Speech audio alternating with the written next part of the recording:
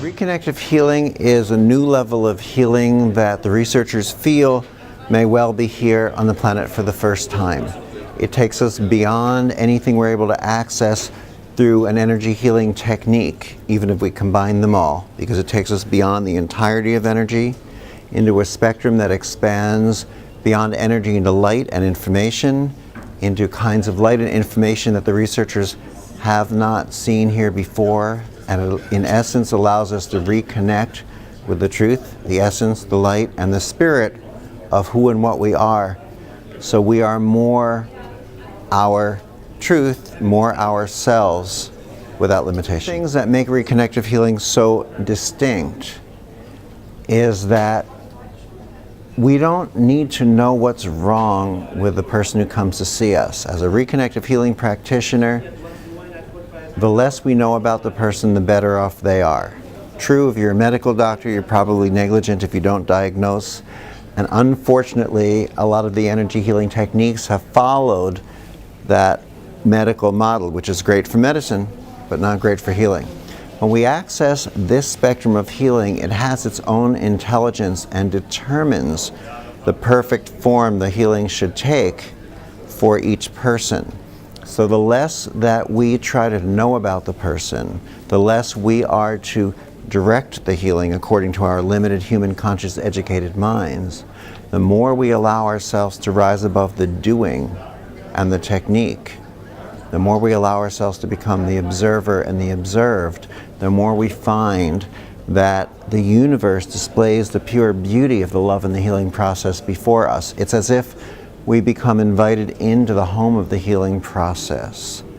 And by doing so, we're not there to rearrange the furniture. We're there to appreciate, experience, and observe, which gives us a greater gift and is a greater gift and a reward for the host. And it gets us invited back time and time again.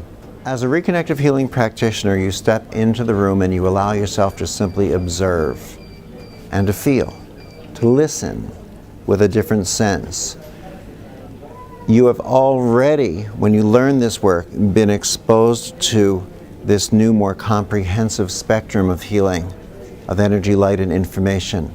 So the more we allow ourselves to listen, to feel, and observe without judgment, the more we are interacting with that healing spectrum. The intelligence of this spectrum determines the healing.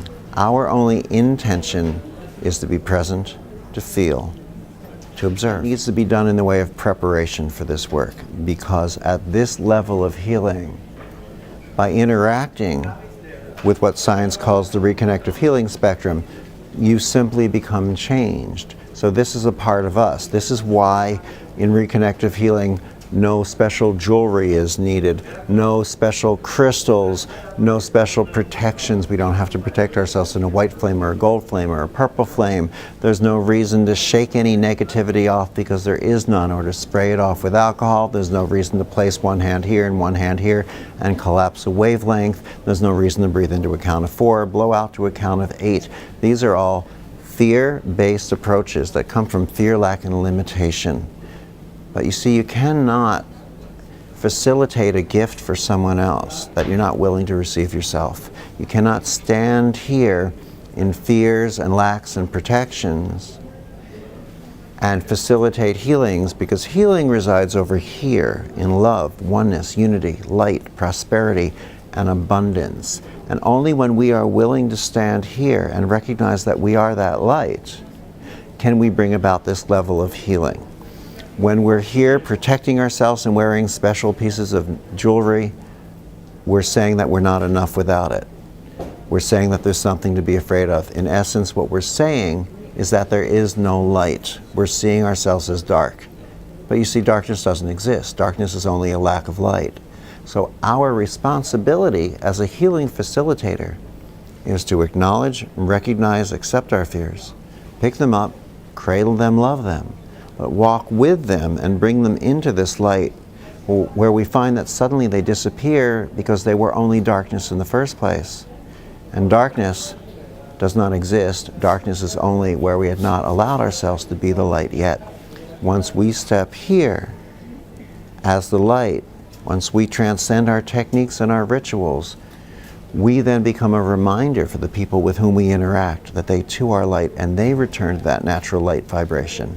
And as we return to the vibration, the balance of light and health, anything out of balance with that, anything denser or heavier, pretty much is nothing left to hold on to. And so, if appropriate and as appropriate for that person, that density, that health challenge, simply falls away. And healing is just that simple. And anything more complicated than that, anything, is designed to sell us something.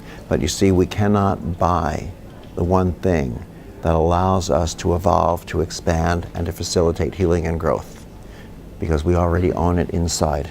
We have to just take our direction and our attention and bring it back within.